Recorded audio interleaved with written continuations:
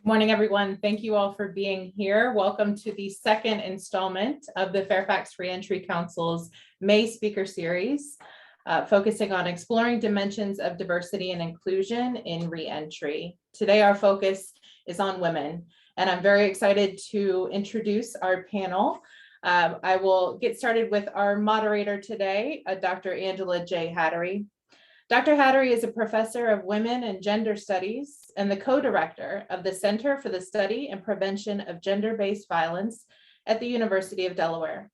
She is the 2019 winner of the SWS Distinguished Feminist Lecturer Award. Dr. Hattery will serve as our moderator today, and relevant to today's discussion, she is the author of 12 books, including Prisoner Reentry and Social Capital: The Long Road to Reintegration, published in 2010. Jamie Malloy is the Director of Programs for OAR Nova, helping to support the court programs, jail programs, and volunteer programs departments. Prior to stepping into this role, she spent many years working inside the Fairfax and Loudoun adult detention centers, teaching classes. She is also a former client of OAR. While assigned to the OAR Alternative Sentencing Program in 2007, she became interested in reentry work. She changed her major, successfully completed probation, and then rejoined OAR as a professional in 2010.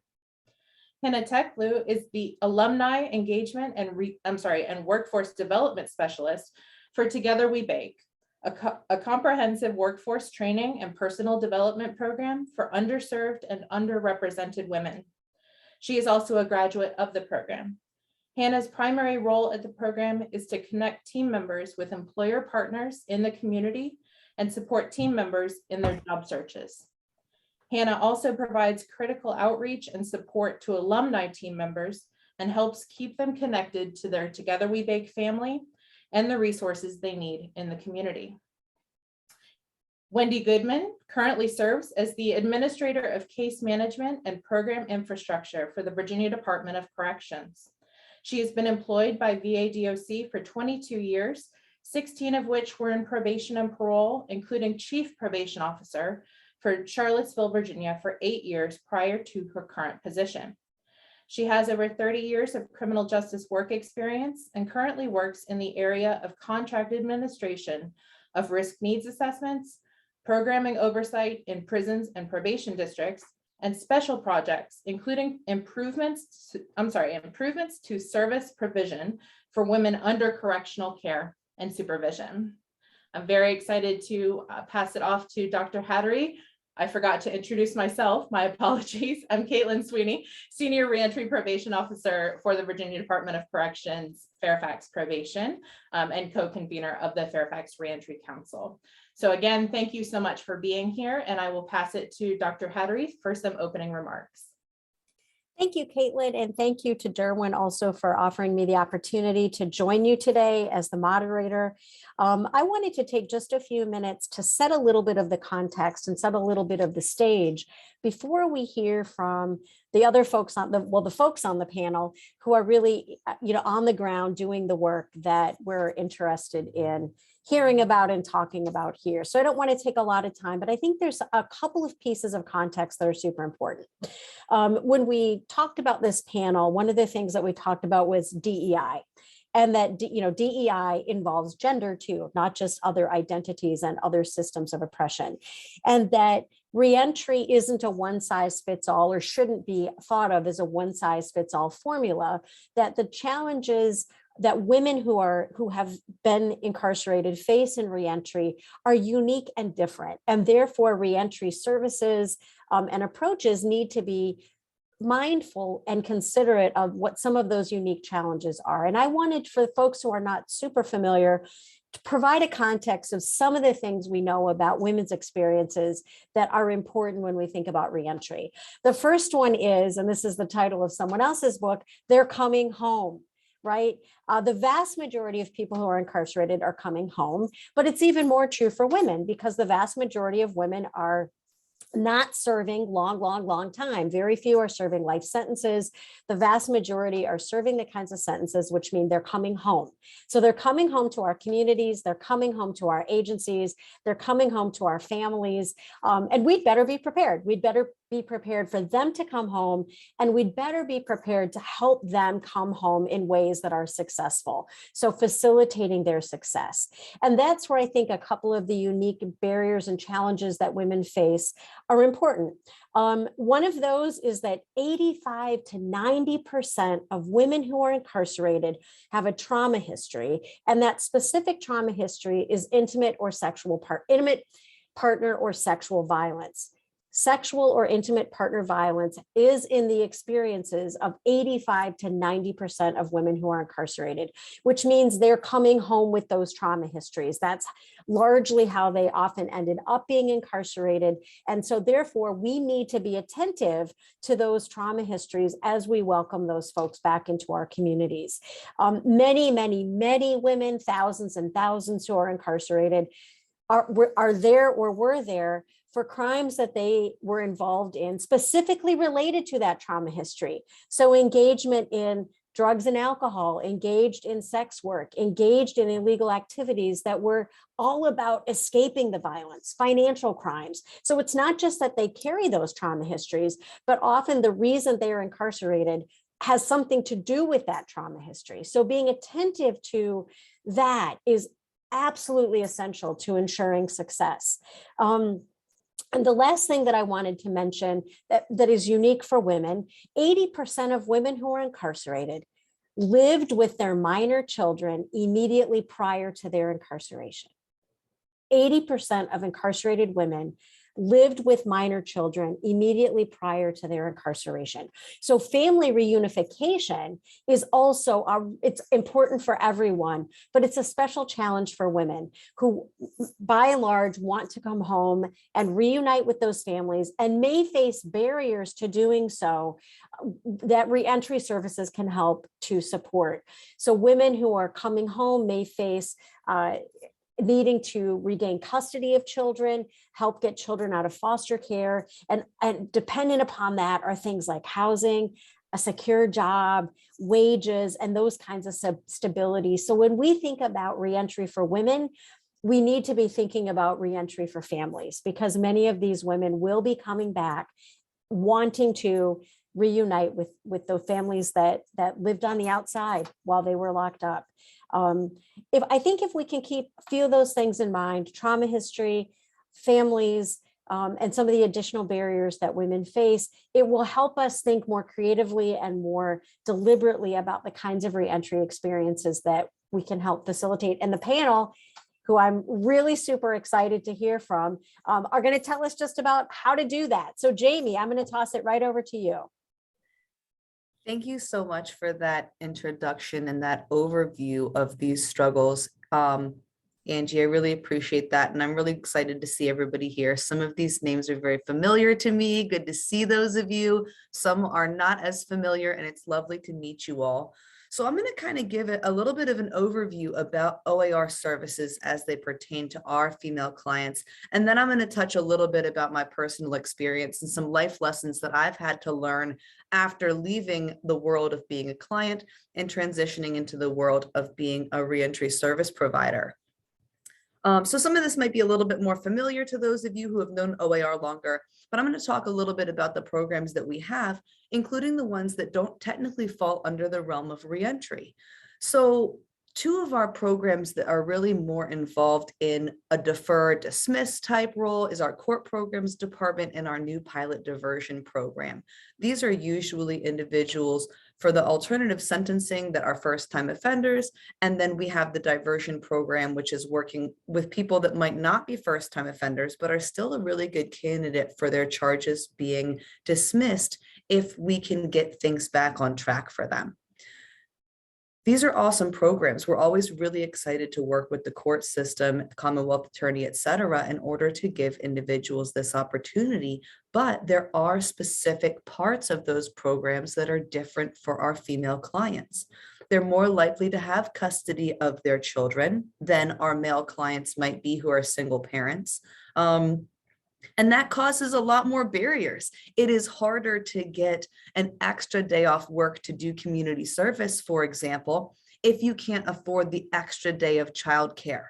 It is harder to get places in a timely manner, trying to get to court, trying to do all these different pieces of things for a person who is responsible for potentially several small children and might not have the financial resources in order to deal with that.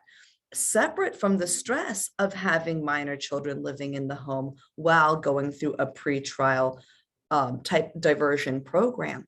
And every client is so different. You know, if we get somebody through our community service program who's coming through ASAP, that individual already has a couple weekly obligations, and then we're adding yet another one on. Not to say that our male clients don't sometimes experience it, but statistically speaking, these women are going to have that much larger barrier.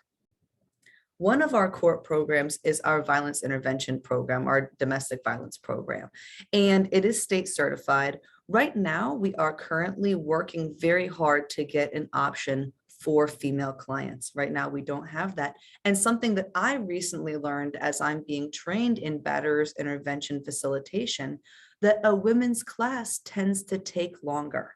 It takes longer per week because there is not the ability to address intimate partner violence by the female partner without addressing the trauma that is leading to that violence. So a lot of really amazing research has happened over the years about this phenomenon, this intersectionality, and we're trying to kind of keep on the forefront of that so we can, once we open a female program, make sure it's the best that it can be. Now, the next kind of cluster I want to talk about are incarcerated women.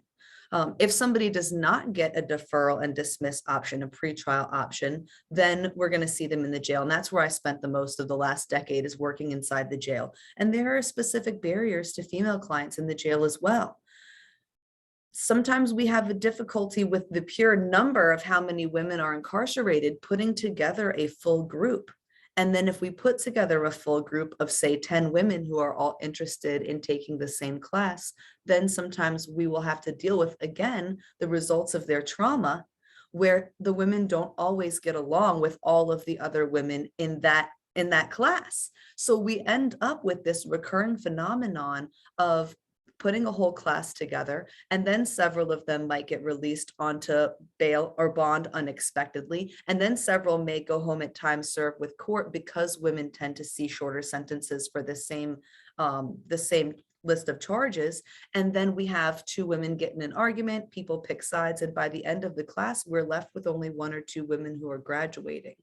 So that is something that we experience inside the jail very differently for women and for men, that we always have to be aware of and try to find creative ways to work around. After someone is released from incarceration, we have 2 different departments, Reentry and Family Services, and we also have our Vassavoire department. And both of those are going to provide post-release services specifically. This is where it comes into play, where we have to talk about the perception that women have better access to resources post-release. This is not always the case. Just because women have maybe an easier time finding somewhere to live that's not the homeless shelter does not mean that that is a healthy place. And what we don't want is to be overlooking the shelter and housing needs of women just because they have somewhere to go, if we know that that somewhere is very likely a living environment with an abusive or an unhealthy or coercive individual. If we know there's one thing that's consistent for women, and it's that unhealthy men seek out vulnerable women on purpose, systematically, pragmatically, frighteningly, terrifyingly. It's a fact. So we really do work to make sure that we're asking the right questions about reentry and helping women have the very difficult conversations that perhaps going back to that household, even though it's easy, might not be the right move, because we have to look at the long game.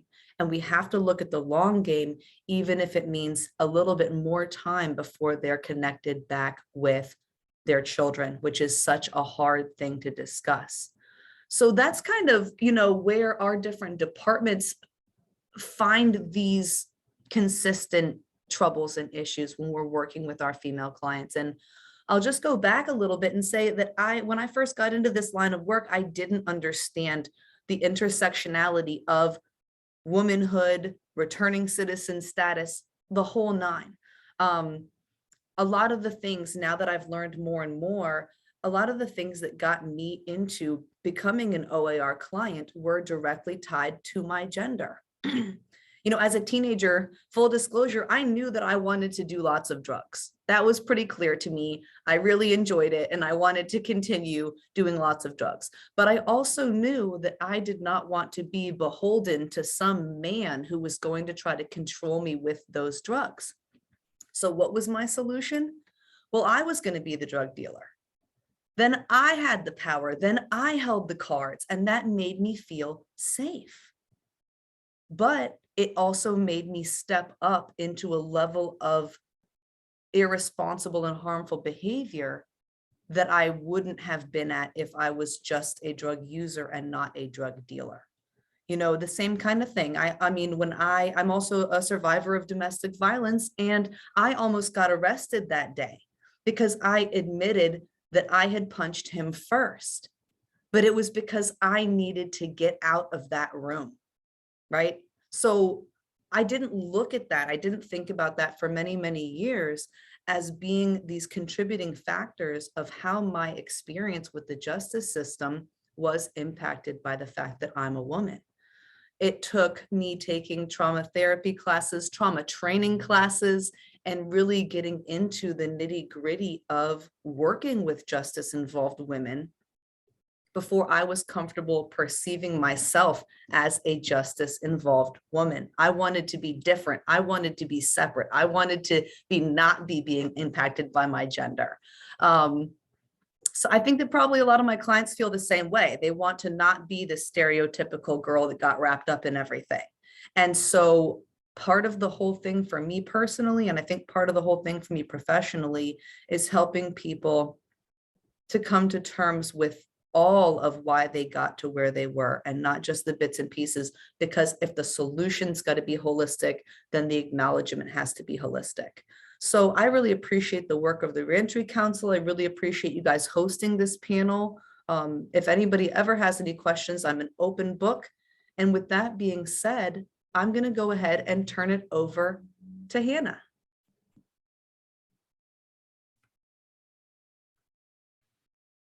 Thank you, Jamie. Hello, everybody. My name is Hannah Trejo Teklu. I work for Together We Bake, which is a nonprofit organization that serves the underserved women of the DMV. When I say underserved, what I mean is women who are coming home from reentry, might have faced domestic violence, maybe they were referred to us because of immigration, homelessness, and a plethora of other things that could affect them moving forward in their life.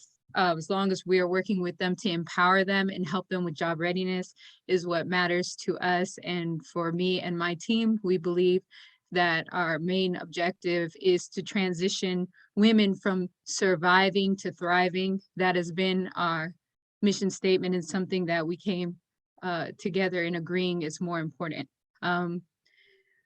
It's an 8-week program. It's here in the city of Alexandria. It's 3 days long. So it's Tuesday, Wednesday, and Thursday from 9:30 to 2:30.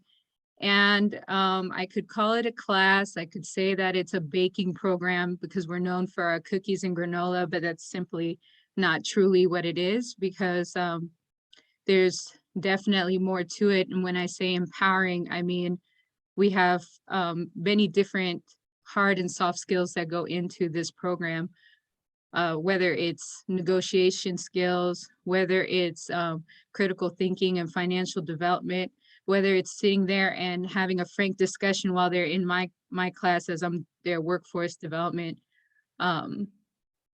leader, talking to them about like, what does reentry, getting a job look like? And let's be real, where do you start and how do you get from where you are here to a career? Because I don't want you to just come and just get a job. I want you to be sustainable. I want you to be able to live and have a home, and I want you to be able to be secure and peaceful. What does that look like? Having these discussions that are very important, that maybe, you've ran into several things that have hindered you from being able to get those things, which cause you to make decisions and choices that hinder your growth, your progress, and may put you in a situation where you can't, sometimes it feels like you can't see yourself out of. My story is very similar to Jamie's, like where I graduated this program in 2015, but how I got there in the first place is I was incarcerated. I got a 10-year bid. And at 121 months in my mind as a juvenile, and thinking at the time I couldn't even see myself as an adult, coming home at 27, I had no reality of what adulting really is, how to be an adult. The truth is, out of sight, out of mind. I came home to really no family. I was very fortunate that I had a very invested probation officer, who cared about me staying on track. And she wasn't, I'm not saying she was easy on me. I'm saying that she was willing to understand instead of wanting to be understood, which is something that I live by now when I deal with other women. But I will say I was very lost. And reentry was non-existent coming out of the feds. At that time, I just was sent to some halfway house in DC. I'm a Virginia resident. I didn't know what I was doing. So it was a very bumpy road, but I was taken in by this program, open arms, and given a lot of direction because I needed it. And after taking this program, I did work here immediately after graduation as, at the time, as a program manager. But I started my own family and I moved on from here, starting over, and I went back to school. And when I say like, they never let me go, they were constantly checking on me, even as I went through school. I went to work as a funeral director's assistant in a funeral home. And when COVID hit, I was very frank with them because I had learned how to express how I feel and how to say, I'm not okay, and how to allow people in, which is something I did not have. These are skills that I was lacking before, but I learned them while I was in the program. And I called them and I said, I'm not good. I'm super depressed. I thought I was ready for this kind of work, but it wasn't as heavy and intense as it was during COVID. And I learned that that's not the kind of work for me. I did all that school and all that work, all those years, and I just suddenly realized that this isn't something I want. And I kid you not, they were like, there's a workforce development position available. And I'm like, cool, where? They're like, at Together We Bake. And they gave me an opportunity to come back and use my ability to be relatable and be there for because I had kept in touch with all of the women that I had got to work with before that the entire time. I left, but I didn't leave. Like, I continued to show up, alumni events, continued to come to groups. I was here, just not physically working here. So it was a wonderful experience for me to come back. And I've been here as a workforce development specialist and outreach for the community. And I wouldn't trade my life for the world. Everything that I've been through has created a way for me to be able to give back to my community. And I think it's essential to discuss why people come home and feel the need to continue to survive, and what the pieces are that are missing, and how we as a community and as reentry participants, how we can change that mindset, and what programs are available to help women thrive instead of feeling like they need to survive. And understanding triggers and how things come about is something that we discuss all the time here. And our entire program is based on the needs of each class that comes in, because no two people are the same. And you have to listen to what the issues are and what is relevant at the moment. So I will say that I feel very privileged to be sitting in any council or any reentry, because it means the world to me that I can participate with people who do care and want to give a chance, second chance, third, fourth, fifth, as long as they see that this person's fighting for a better life for themselves.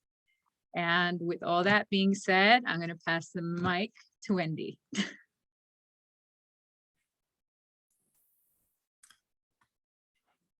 Good afternoon. I feel so humbled to be here right now after listening to Hannah and Jamie and Angie speak.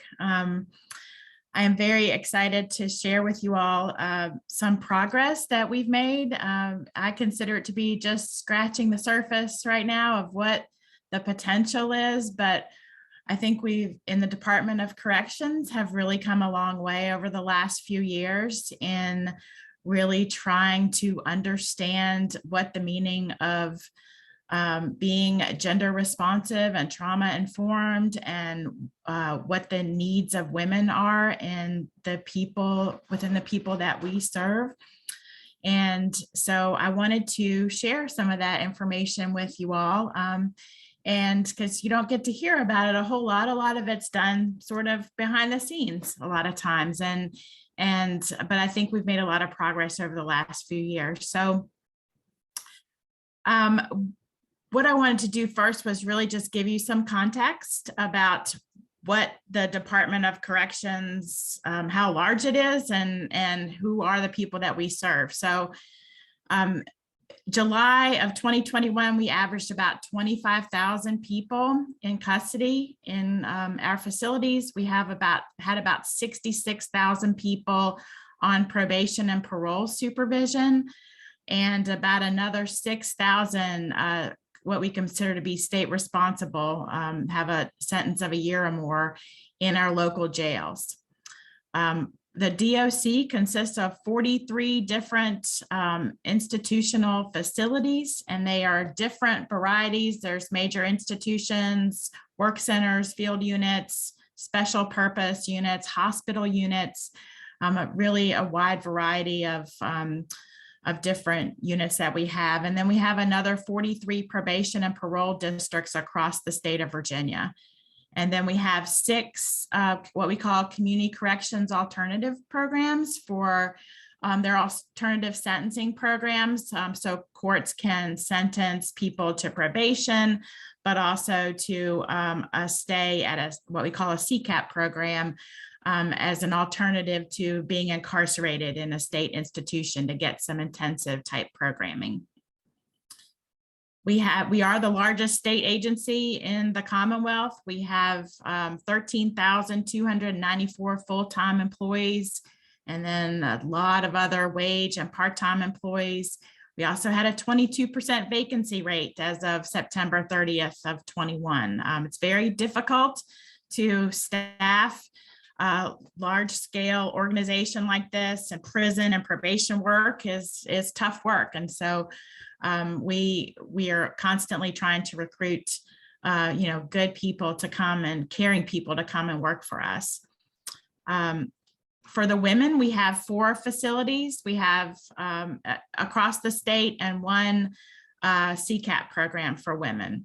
We averaged about 2,075 women in 2019. About 65% of that population was Caucasian, about 34% African-American, about 1% Hispanic, and that was at the end of 2019. So that's kind of what our population consists of. We have a large percentage of our women are primarily property crimes and drug crimes. That's what brings them into the system at this level, at this felony level. We have had a 14% increase over the last 12 years or so in releases, and we will continue to see that climb. There will be more and more large percentage of women being released back to communities, and Currently, right now, we have about 14,861 women on probation and parole supervision across the state, and about 1,588 women incarcerated in our facilities. So that kind of gives you a kind of a vision of what the population that we serve looks like. And the DOC for many years now has been very engaged in what we call evidence-based work, evidence-based practices, using research and data to guide us in our processes. We really do strive to be an evidence-based learning organization. We're not satisfied ever with staying status quo or staying, just resting on good works that have been accomplished in the past. We're really constantly trying to improve our programs and services. Risk and needs is one area that I oversee, risk and needs assessment. And it's one of the primary evidence-based tools that we use. We use it as a decision support tool to help understand a person's risk of recidivism and to help us identify each individual's specific need profile so that we know what needs that they have that impact their recidivism. And then we help target those needs with programs and services. And I think it's really important to note that risk, that's a word that means a lot of different things to a lot of different people, depending on where you work. And for us, risk doesn't mean the risk that this person is a violent perpetrator, coming out to the community. This just means that they have a higher risk of, the higher the risk level, the higher risk of committing possibly a crime, any crime, within a 2-year period from the time that we do the assessment. So, and identifying those people and then being able to address the needs that come through on their needs profile can potentially help us lower that risk and increase the person's opportunity for success upon release from incarceration. So that's why we try to target our programs and services to the moderate to high risk population. Those are just, we consider to be the people that need programs and services the most to be successful upon release. We use the Compass. It's a nationally recognized tool as our primary risk and needs assessment, but that is a gender neutral tool. It works for males and females. And we started realizing as research was guiding us that we needed more than just that for women. So in 2017, we began to implement the women's risk and needs assessment at several pilot sites across the state in probation. And then in 2018, we brought on all our women's facilities and our CCAP to be trained in the women's risk and needs assessment. And that is a nationally recognized, evidence-based, validated tool specifically for women to understand their risk and needs profile. And to give you some context around that, women and men differ in what we consider to be criminogenic needs, meaning needs that actually impact someone's and increase someone's risk of recidivism if they're not addressed. So across the board, historically, most of the research around this area has been done on men. And we have a large scale body of research, 25, 30 years, gold standard research that tells us that criminal thinking, criminal associates, dysfunctional family, antisocial behavior and personality are highly criminogenic and should be addressed across all populations. But the WRNA what guides us to women-specific needs. And so the WRNA looks at things like relationship support and conflict and parental involvement and stress, prior physical and sexual trauma, housing safety, mental health, PTSD, anger, hostility. A lot of those kinds of things have really risen to the forefront as being criminogenic areas for women and impact their ability to be successful or not once they're released from incarceration. So we were in the process of learning about this. We're in the process of bringing this on several years ago and training our staff around this area. We started learning about women's pathways to crime and how women have different pathways to enter our system. A lot of it is the result of, a sexual abuse, drugs, poverty. There's just a different pathway for women a lot of times than there is for men and coming into our system. And so we began to really learn about this, bring on this assessment, and really started to imagine what a safe, healing, gender responsive, trauma-informed EBP culture would look like for those women who are incarcerated. And so all of our staff in DOC are trained in dialogic practices and dialogue. Meaning there's a specific way that we're trained in how to communicate with one another and how to solve problems and really how to create new meaning with each other. And we ran a whole series of dialogues for a year around women's issues. And at the end of 2019, we presented our results and our thoughts to our director. And he said, go forth and do anything you can to help the women in our system. This is important. We need to be here and we need to work on this. And so we took all the women from across our state and that were incarcerated and put them under one region. That's one of the first things that we did. So they're all located in the central region, and they're all located fairly close to one another in the Richmond area and Fluvanna County. So the idea being that there's one leadership, there's one there's more ability to share resources, there's more ability to engage with staff across these different facilities so that everybody's kind of speaking the same language and programs and services are going in the same direction and leadership is trained on the specific needs of women. And we also hired a lot of female wardens in leadership positions and really kind of brought that on so they could be role models for the women that are under their custody and care. So with that, we began to expand a lot in terms of programming. We started putting gender-specific programming in our facilities. We have helping women recover and healing trauma, seeking safety. We have a special program called Beyond Violence that we just started with women in Fluvanna Correctional Center for Women.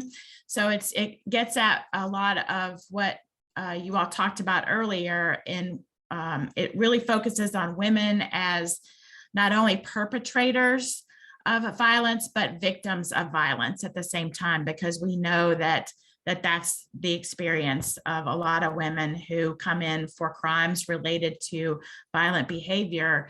It's because of the trauma that they've experienced in the past and the fact that they've been victims of violence themselves.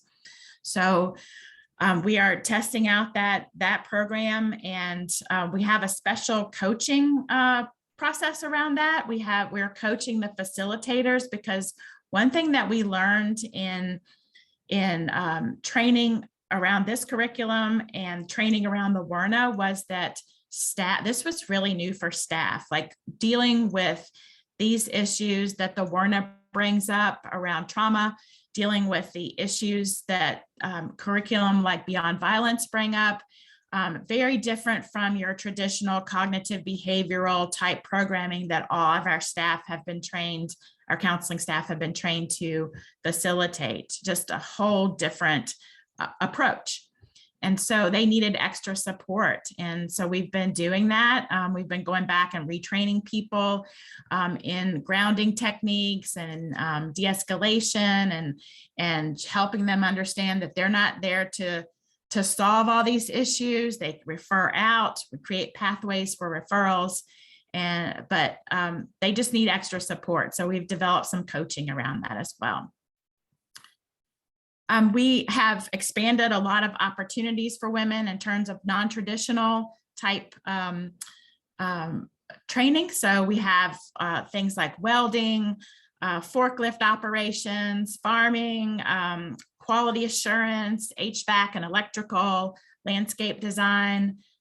We have expanded college coursework offerings. We have a greener pastures program, a horse program at State Farm Work Center that takes retired racehorses and brings them on site, and women learn how to care for the horses. They can get jobs and on farms and horse farms afterwards, and they have gotten employment there. But they also learn, not only do they learn how to care for the horses, but then they become teachers to new women as they come into the program. There's always a few that are selected to stay on and teach others. And we're looking at bringing an equine therapy program there too for women who have experienced previous trauma history to work in that. We have a really interesting pre and postnatal care for women who come in, unfortunately come in who are pregnant when they come into the state system. And we have doula assisted services now for women. So women who are pregnant and are going to be having children, having a baby underneath of our care, now are able to receive doula care as part of their stay with us. And so doulas provide pre and postnatal care and services. And we also do lactation support. We freeze breast milk, and they're able to send that out to their baby. And we just try to provide as much support as we can for that. They go through parenting classes. We have partners in parenting curriculum that we use specifically for women. And we use that not just for pregnant women, but all of our women that are parents and want to be part of that program. And there's also some peer support attached to that as well. So when you go through the program, then you're invited to be part of the circle of parenting peer support. Women can be yoga certified while they're incarcerated, and they can go out and use that training outside. It's a certification that can be used outside in the community. And then we also have peer recovery support specialists inside and on in the probation area, and medically assisted treatment services for women. So all of our staff are trained in trauma. All our counseling staff and our probation staff, new people when they come in, are trained in trauma-informed care and gender responsivity. And they also that learning is supported statewide. There's e-learning modules that anyone, no matter what your position, can take in trauma-informed care and gender responsivity. And we also have learning teams every month that every department person who's employed with DOC is required to participate in. And that's where we reinforce learning and reinforced evidence-based principles and initiatives. And so we have learning team modules that support gender responsivity and trauma-informed care. And a lot of our staff is trained in CIT, correctional crisis intervention training, probation, parole, and institutional staff are trained in that. So we also have mental health clinicians now out in community corrections, really helpful to a lot of the women across the state. Every probation district has district mental health clinician support. And I haven't covered everything, but I got to stop. But the last piece that I want to cover is really the thing I'm most excited about right now is we have been working with Alexandria Probation and Parole since the fall in what's called the GRIPA for community correction. So it's the Gender Responsive Policy and Practice Assessment. And that we were one of 5 sites in the nation that were selected to from the National Institute of Corrections to implement this new policy and practice assessment for community corrections. They have a version for institutions, but this is the first time that they've piloted it for women in community correction settings. So we've had national leadership and support from consultants for this. And it assesses things like leadership, culture, staffing, assessment, case planning, programs and services, supervision strategies, and quality assurance. And we have a team, 8 people, probation and parole staff and leadership, guest house, the women's transitional services, We have 2 people from there on our team. We have someone, the deputy director from OAR in Alexandria is part of our team. And then we have some DOC staff that are part of our team. And it's great. We went through and did focus groups, observations. We did women's focus groups at guest house and on probation and parole. And we collected a lot of documentation, and now we're in the midst of scoring ourselves and then doing some action planning and presenting that in the next couple of weeks to the National Institute of Corrections. So fantastic process to work together with our community partners and to really look at a community itself and and look at the services and all the possibilities for the future for improvement. Alexandria is a fantastic town. They have a lot of support there for women. Together We Bake is one of the greatest programs they have there. And it's just a very exciting time, I think, for them to expand their services for women. And we're hoping to expand this process out to other locations as well. So with that, Angie, who does it go to next? It goes back to me just for a minute. Okay. I want to be sure that we have plenty of time for questions. So I wanted to just, first of all, say thank you in your virtual space. Please give it up for the panelists, Jamie, Hannah, and Wendy. Thank you for sharing your stories. Thank you for telling us about your organizations and the great work that you're doing. I go into this kind of a panel feeling down and a little pessimistic because, you know, it's a tough issue. But I emerged from listening to the 3 of you feeling optimistic because we're proactive, we're reaching people where they are, we're modifying and changing and, you know, revising the way that we address women who are incarcerated and coming back. So I don't know about other folks, I'm feeling optimistic.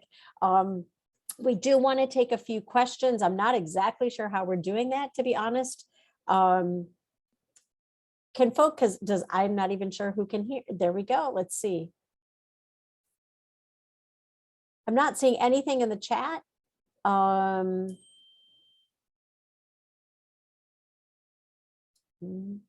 Not sure how we're getting questions. I can, of course, ramble on a little bit more while we're figuring that out. One thread that I would love to pull through all of the panelists' presentations is that all of this work, everything that's happening, what Jamie, what y'all are doing with OAR, Wendy, what you're doing through the DOC, Hannah, what you're doing at Together We Bake, all of it is also prevention and breaking the cycle. So it doesn't stop with just helping someone re-enter more successfully and ensuring her success. It also ensures the success of her family, right? So these programs have the potential to stop the cycle of violence and stop the cycle of women and girls really being churned through. And it looks like Caitlin has put in the chat, please share questions. But these programs have the potential to prevent violence, which at the end of the day, that's the most powerful thing, right? If we can stop the cycle, Let's see if we're getting any questions. I mean, I have a million, but we want folks who are in the audience to have a chance to ask a question.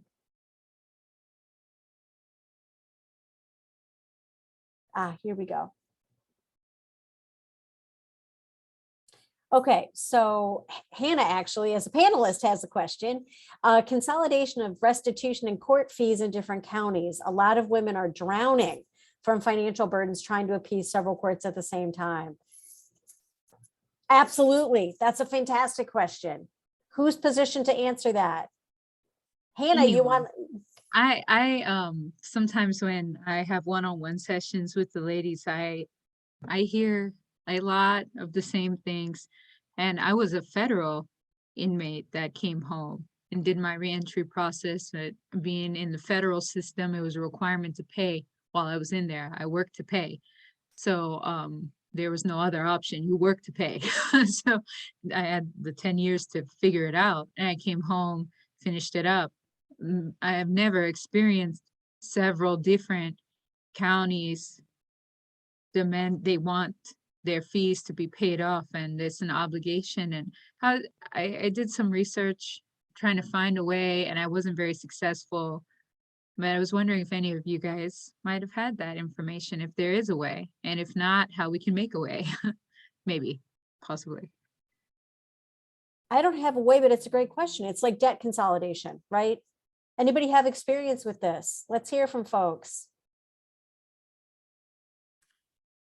You know, when I was a probation chief, and there are people in this audience whose names I recognize that are still doing the work out there. They're closer to that than I am and may have some better solutions. But I know that that was such a problem and really was holding people back. And I think it's really important when people come out on supervision that they sit down, you know, with the probation officer and develop a list, really look at your criminal history and develop that list of all the courts and places that you possibly owe. Because you're right, it's complicated and it gets caught up. You might be serving a probation sentence for one district, but you may have, you know, multiple other things that you need to pay off in other places, and they want their money just like the person that the place that you're on probation with does. And so I think that it's really important to set up those agreements with the court right up front, to call them, to go down, if you're close to them, to go to them and set up those payment agreements, because that's what keeps them off your back. But I totally agree with you, Hannah. I would love to see some kind of centralized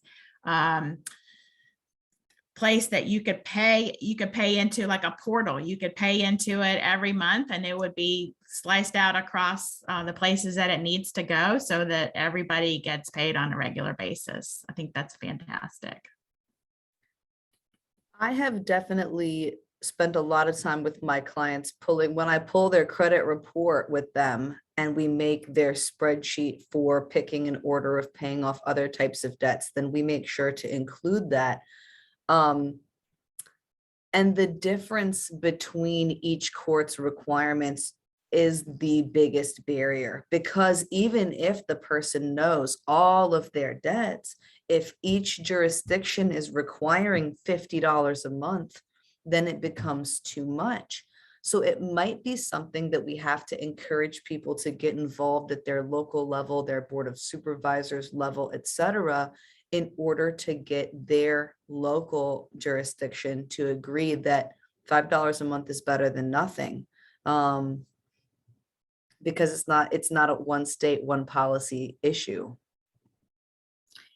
Yeah, I'm wondering if there's agencies like Legal Aid Society that could assist with something like that, because they were pretty forceful in getting the laws changed to, you know, reduce the amount of impact that driving on suspended license and not having people continue to lose their license for every single thing. They were really forceful in trying to change some of the laws around that. So I'm wondering if some of those agencies could help with this. It's interesting because what I'm hearing you all talk about makes me think about the ways in which, you know, money bail and money bond are also crippling people who don't have a lot of resources. And that's maybe easier to get around than this issue, but it has the same impact, right? It ultimately has much of the same impact. And so how can we sort of pull together around that issue? I think it's complicated, but look, if Securus and JPay can figure out how to take your money centrally, I'm pretty darn sure that we can figure this out. One other thought I'd like that I just came to, I'm realizing that some local jails that house DOC related individuals will offer a work option to work off court fines. However, a lot of times those options are available to men in a way that they are not available to women. The landscaping crews, etc. It's not equitable, and that is an unnecessary barrier that we might be able to find a workaround for. That's an excellent point, Jamie. It's all about intersectionality, right? We have a couple more minutes left. Other thoughts? The Virginia Supreme Court maybe moving some action that way. What other questions or thoughts do folks have?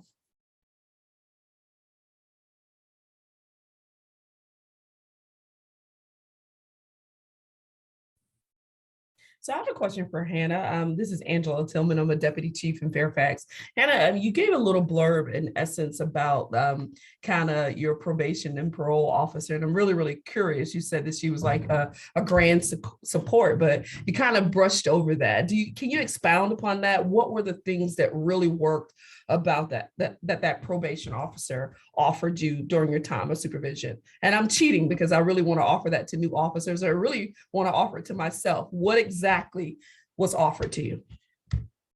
What she offered me that I did not expect, nor did I feel I even deserved, was the opportunity to ask me what's important to me, what exactly I needed. She understood that I had my child while in custody, that the 10 years severed family ties, and that unfortunately I was not welcome to come back.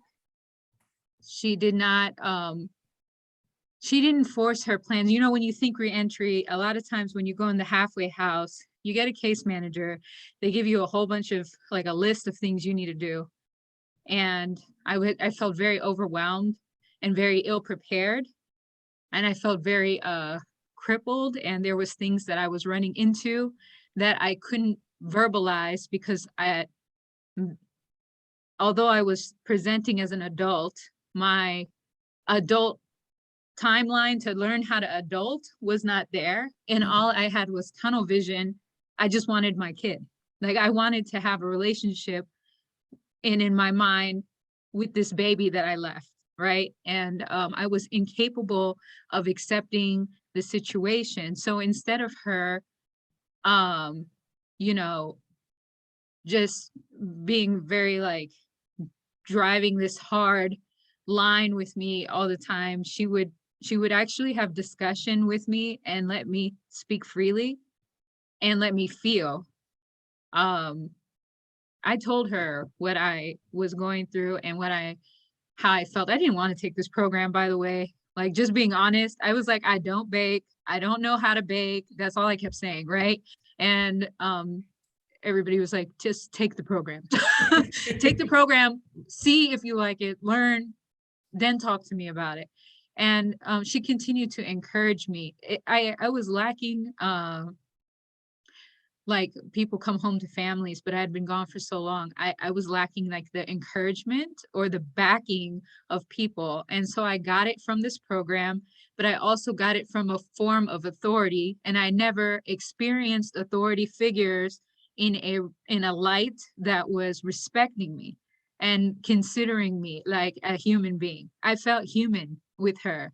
And I don't know how to explain all of the things that she provided in that way. But the biggest one I remember was her acknowledging that I was hurting, but talking to me about why my ideas weren't working. She's like, that's not how it works. Like, being very patient with me to explain to me how the system works, how I have to get to Fairfax County, and how I have to properly file petition if I would like to participate in his life, that I can't just go and take my son. Yeah. I cannot just demand that I get be in it. There's a lot of steps to to get custody back, or even be allowed in the presence of, if there's already an order, and her patience with me and my not inability to understand. I'm like, how he came for me, right?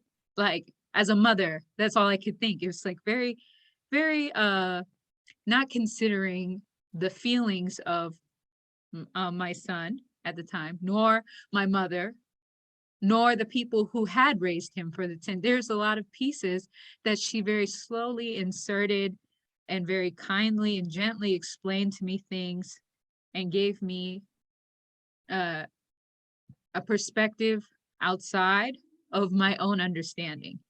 But she didn't do it in a harsh way. She was very, very helpful. And whenever I had a question on the legal side, because I had my Together We Bake team here also helping me with the emotional and therapeutic empowering side, but I had a more of a guidance from her in the legal side. And also she kept me, you know, in the straight and narrow, you know, whenever I started getting a little off track, she'd be like, okay, so that doesn't really align with what you were saying you wanted, right? So what are you going to do about it? Because like, I'm not trying to hear this. Like, you know, and sometimes you need that kind of guidance and that kind of human experience from an authoritative figure, especially for a person like me going in so young. My whole mindset with the law and going into the federal system, and I experienced a lot of abuse in the federal system while I was incarcerated, more so than even in the streets. It was very difficult for me to take any kind of authoritative figure seriously when I first came home. So, and I wish I could say everything. A lot of things is like personal development and growth, things that she made me feel like it's like I'm gonna be okay.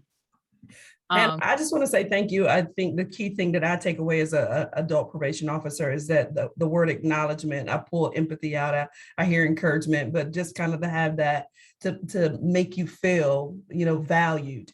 You know, I think that's important, recognizing what level of influence that we do have in that capacity and that degree of authority. So I can't say thank you enough for just really sharing in your authentic voice, because this is truthfully helpful for me. And I think it could teach any new officer or old officer that people just really want to be valued and treated with a degree of respect.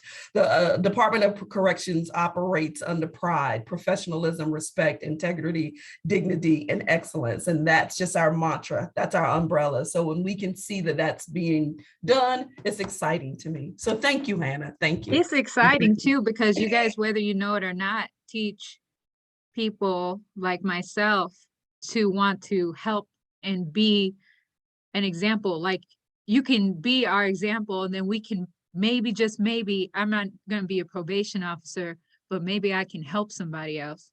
And that's what I took from her. Like, the same way she helped me and listen is the same way I try to sit here and be here for the ladies that come through this program. Excellent. So thank you for the. Excellent. No, Hannah, the thanks goes to you. I just had the question. Thank you so much.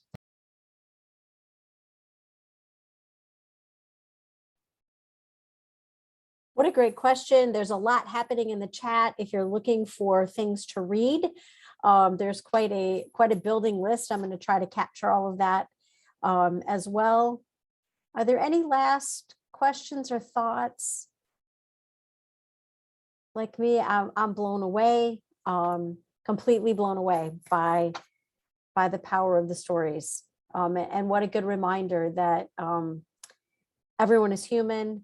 We're not the sum of our worst day, and to treat people with respect. As you said, Angela, to treat people with respect. Hannah, it sounds to me like you had a coach, not so much of a, you know, that how can we coach? As a professor, a teacher, I try to think about that too. How do I coach folks? How can I help folks? So that you're planting the seed for the, you know, for the next cycle, right? Nothing more empowering than that. I did put the link to Together We Bake. As Hannah mentioned, they have fantastic cookies and granola. Feel free to order. And let's see what else we've got. Any last questions or thoughts, parting words? I think, Caitlin, are you coming back on, or? Yep, there's Caitlin.